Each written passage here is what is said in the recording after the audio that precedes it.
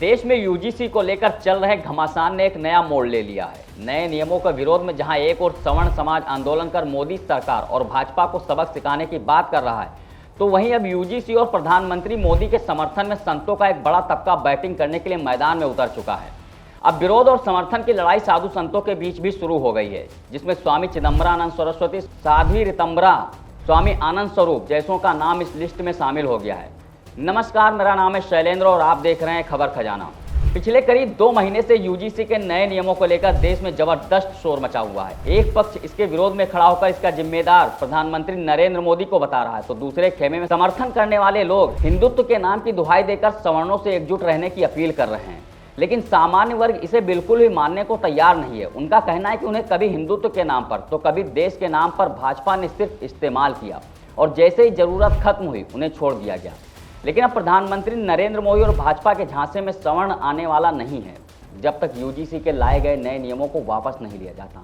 UGC के मुद्दे पर बुरी तरह से घिर चुकी नरेंद्र मोदी की सरकार अब सनातन के नाम पर सवर्णों को मनाने की तैयारी कर रही है।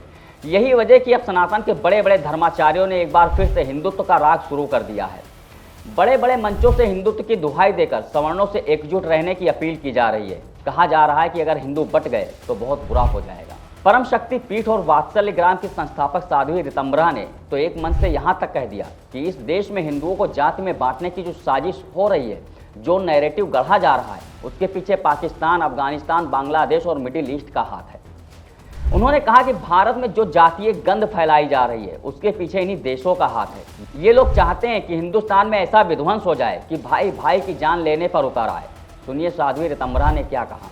हिंदू समाज से यही निवेदन करती हूँ कि आपके सामने एक राक्षस है, उस राक्षस को पहचानो हिंदुओं, और वो है विमर्श, जिसको तुम नैरेटिव बोलते हो। इस देश में नैरेटिव की लड़ाई हो रही है। पाकिस्तान, अफगानिस्तान, बांग्लादेश, विदेशों में, मिडिल ईस्ट में बैठ के भारत के अंदर जातीयगत ऐसा विध्वंस हो जाए कि भाई भाई की गर्दन काटे, उसके षड्यंत्र रच दिए गए हैं।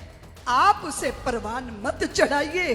दूसरी तरफ श्री महानिर्वाणी अखाड़ा के महामंडलेश्वर और सनातन सेंसर बोर्ड के अध्यक्ष स्वामी चिदंबरानंद सरस्वती ने सोशल मीडिया प्लेटफॉर्म एक्स पर एक पोस्ट में लिखा, एक बहुत बड़ा भ्रम फैलाया जा रहा है कि भाजपा समर्थक यूजीसी समर्थक हैं।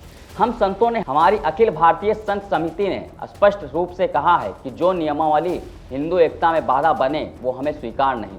इस दौरान उन्होंने एक और बात लिखी, उस पर गौर करने लायक है। उन्होंने कहा कि सिर्फ यूजीसी के लिए जो सवर्ण भाजपा का विरोध कर रहे हैं, हम उसका विरोध कर रहे हैं। अब ऐसे में सवाल ये उठता है कि जब प्रधानमंत्री भाजपा का, शिक्षा मंत्री भाजपा का, तो विरोध क्या राहुल गांधी का होना चाहिए?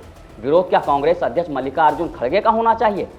क्या प्रधानमंत्री मोदी से बिना पूछे, उनको जानकारी दिए बिना यूजीसी ने नई नियमावली बनाकर जारी कर दी? एजुकेशन सेक्टर को गर्त में धकेलने वाले धर्मेंद्र प्रधान को भी इस बात की जानकारी नहीं मिली थी कि यूजीसी ऐसे नियमों को लागू करने जा रहा है जो सवर्णों के बच्चों, सामान्य वर्ग के शिक्षकों का भविष्य खतरे में डाल सकता है। स्वामी चिदंबरानंद सरस्वती के एक्स पर लिखे गए पोस्ट पर काली सेना के प्रमुख स्वामी आनंद स्वरूप ने पलटवार किया। उन्होंने लिखा, स्वामी जी आप अच्छा बोलते हैं, हम लोगों के मन में आदर है आपके प्रति, लेकिन जब आप भाजपा का पक्ष रखते हैं तो लगता है आप हमारे जले पर नमक छिड़क रहे हैं। भाजपा ने हिंदुत्व का बेड़ा गर्क किया है। इस वीडियो में फिलहाल इतना ही। बाकी देश दुनिया की अन्य खबरों के लिए देखते रहिए बत्ते चौक। नमस्कार। This video is sponsored by Ram Ram Group of Companies, co-sponsored by Nature House and Bhaiya Ji Silver Coated Ilachi.